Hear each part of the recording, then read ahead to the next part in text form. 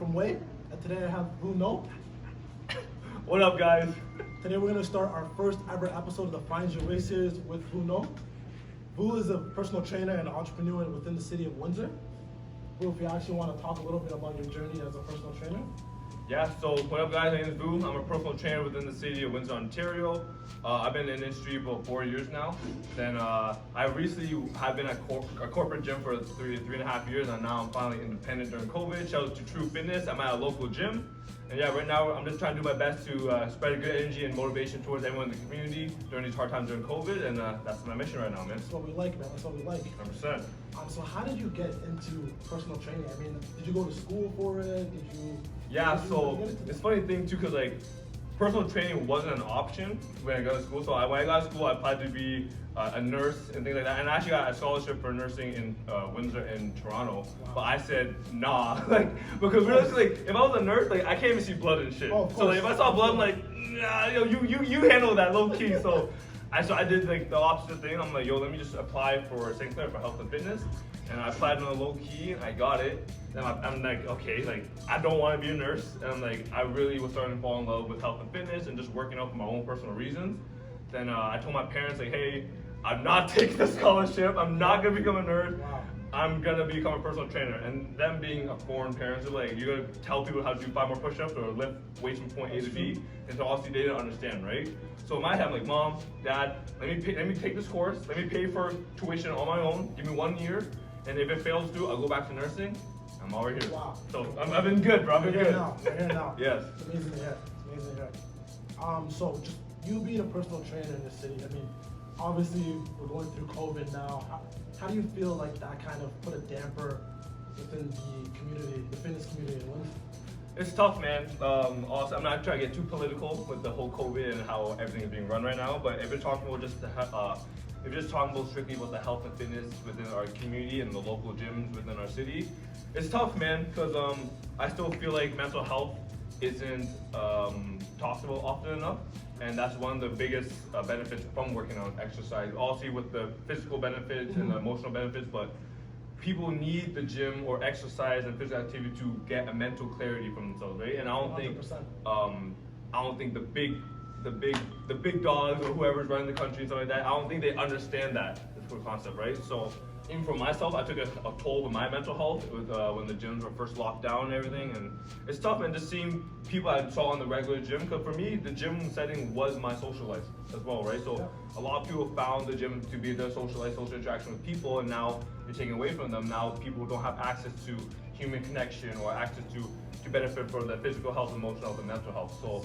it's definitely a hard place to be in right now, but we're still trying to make a way back, right? And still make it a priority and an importance to take care of yourself. For sure. I noticed on your page and what you kind of display to your audience is a lot about mental health and just physical, obviously, and mental well-being. And I want you to kind of like explain how you found the time during COVID to obviously get through that stage of going through, mental issues, or whether you're kind of overthinking about stuff. Like, how did you find a way to get through it? Do you have any type of advice for people? Yeah, for sure. So basically, what I told everyone, and what I sort of realized for myself, like, it's COVID, I lost my job.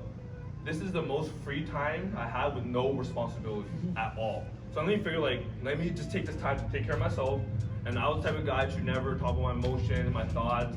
If people are like, yo, Vu Ngo, I'm like, yeah, I'm good. Like, man, no, low-key deep down inside, I was not good, bro. Like, I was tripping, but literally, like, I just took time to take care of myself. So I started going on daily walks on my own. Just I plugged off social media, deleted off my phone, just to really take the time to take care of myself. Because especially during that time too, this COVID and everything with police brutality and Black Lives Matter and Stop Asian Hate and all Indian farmers. It's just so much negativity on social media all the time. So I really had to take myself out of that space. Then I started taking time to take care of myself. Like I said, with the morning walks, just really focusing on my workouts again. Just really doing things for myself and moving at my own pace.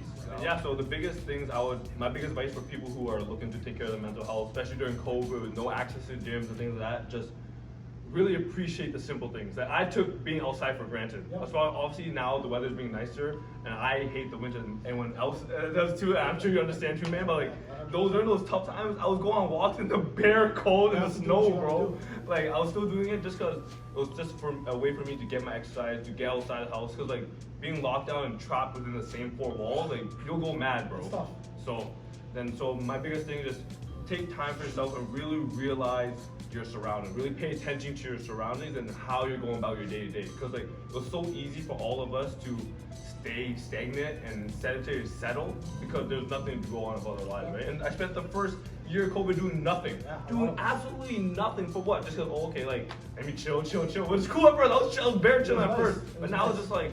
I got to a point where like, I have to do something because I'm digging myself a deeper hole. Yeah. So myself, for everybody, just take your time for yourself, move your own pace, and really take in what really is your surrounding and how you go about things. That's probably my biggest thing, man. Amazing advice, right there. Speaking on mental health, I know that you did start a clothing brand. Mm-hmm. I actually wanted to. Yes, sir. I'm actually repping it right now, Vu Ngo Fit. I wanted to know how you got into clothing and kind of what influenced you. Yeah, so real ones know. Back in high school, I started a thing called Frosty Lifestyle. Oh, I remember that. I was in grade 10. It was just like I was getting into working out. And it was literally just a lion, and I just pretty much created gym merch, right? Just for shits and giggles and whatever. Then I ended up caught a little wave, a little momentum, and I got a little buzz in the city. Then I don't know. Honestly, when I got into college and stuff like that, that's sort of when I fell off with that because I was like me getting back to my headspace and things like that. But then when I started becoming a personal trainer, I'm a little older now. I was missing something, a creative aspect in my life. Like, for sure. Honestly, my job was fitness, health, and so honestly, my life was just fitness, the physical aspect, But I didn't have anything creative in my mind. So then I literally started these family friends hoodies, and also you guys know. Yep. I only did it for my family and friends, just a small group of people, and I was posting online, and other people were like, yo, who, like, are these for sale? Are these for sale? I'm like, okay, maybe, let me see if I can do something because there's a demand, right? But like, I didn't want to drop clothing just to drop dope clothing at the end of the day, right? For sure. So I want to keep it local and keep with the motive that I wish to pursue. So my hoodies are all locally embroidered. The person who made my logo, shout out to Ryan Cowan Designs. She made my logo, another local graphic designer in the city. So with your clothing brand, Vu Ngo Fit, what's the future outlook for it? I mean, what do you kind of see yourself with? Obviously, providing different types of awareness, whether it be to mental health or obviously to discriminations towards different types of races. Where do you kind of see it going? For sure, no matter what, I'm always gonna be community-based and community-driven. You already know my slogan, stronger together. That's always the move. And so yeah, like every time I do a drop, I do want to spread awareness and raise donations, awareness for whatever is needed at the time, right? So the first drop, it was all for mental health. The second drop I'm doing now is Stop Asian Hate with everything going on. Then future plans, I have a whole Black Lives Matter launch. That's on the low key. Let's go. For my brothers out there, you already know. You already know. Let's go. But yeah, man. Honestly, I just really want to have fun with it and just spread good energy and love at the end of the day. So I have no strict plans. Just gonna take it day by day and see what's up. Awesome. So next question I have for you is just simply about L's. We all take L's in life. I know with the brand ourselves, for We Are Youth, we've taken a lot of L's over the past 3 to 4 years, with merch not coming out the way we want it, drops not performing the way we want, and just basically just, that sense of perfection we don't get every time, right? So what type of L's or what L's have you taken, throughout your journey as being a personal trainer and an entrepreneur, and what lessons have these kind of taught you? For sure. I'll probably just like the two biggest L's. Number one is thinking I knew everything.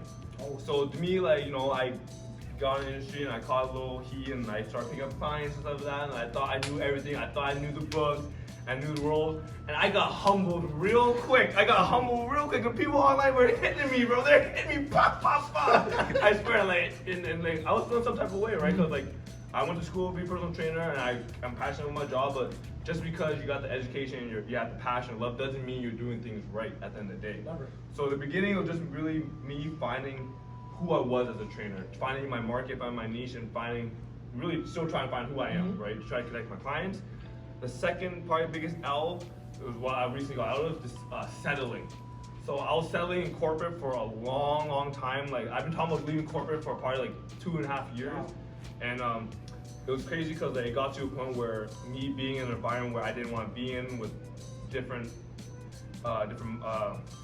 It got a problem because I was in a negative environment with people who weren't rubbing with me the right way, and I remember by year 2-ish, year 2.5, like I started falling in love with my job. Like I was considering going back to school and finding a new career, new like everything. Like, but I was keeping on the low key. Like I was stressing, and I finally took the leap and the risk during COVID to leave corporate and go to an independent gym, and ever since that, I've been falling in love more, and I've been falling in love with my job more and more every day. I'm a lot happier, I have a lot more freedom, and I just feel like this is the right move for me.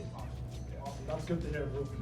Obviously, perception is everything, and sometimes you might see someone doing a lot like yourself in the community, and you might look at that guy and think, okay, like this is highly motivated guy that never probably gets sad, never has hardships, but it's good to hear that you take L's like all of us, 100%. but you learn your message from it. You want to tell everyone, 2 L's make a dub. At the end of the day, 2 L's make a dub. Come on, that's tough. That's tough. I like that. Come on, man. So I guess that brings me to my last question, and basically what I want to ask, just within your journey of finding your passion, what one piece of advice would you give to somebody that's just trying to simply find their way in life? Honestly, man, I know I'm not young. You good. I know I'm not an old head or anything. I'm only 24, and it took me a long time to find this mindset and this piece of advice, finally take my own advice. Yo, fuck the validation, man. Like people, even for myself before, like we get so caught up in overthinking and what other people think of what we're doing, and like COVID, for example, is a big reason why it is a blessing, because so many people started doing their own passions, their own small businesses or whatever it may be. Because at the end of the day, people lost their jobs working a corporate job. So why take a risk of working a corporate job when you take a risk of doing something you want to do at the end of the day? Yeah. So that's my advice for anyone. Just fuck the validation. Don't be worried and so caught up what other people think about you. You gotta do things for yourself at the end of the day, because if you're not gonna do it for yourself, nothing's gonna move for you. And I tell people all the time, if you wanna make your bread, you never make your bread working for the bigger man. Nope. So that's my piece of advice. If you're trying to find your way, move at your own pace, move for your own reasons, move for yourself. And at the end of the day, you have your community around you, and hopefully you're around like-minded people, because at the end of the day, we're always strong together, man. That's the move for me. Stronger together, that's way, man. 100%, bro. Awesome. All right, thanks for your time today, Vu. My guy, of course. Before we let you go, where can our audience find you? Vu Ngo Fit Coast. Follow your boy, show me some love. What's up? Awesome. Thanks for viewing, guys. This is the Find Your Way series.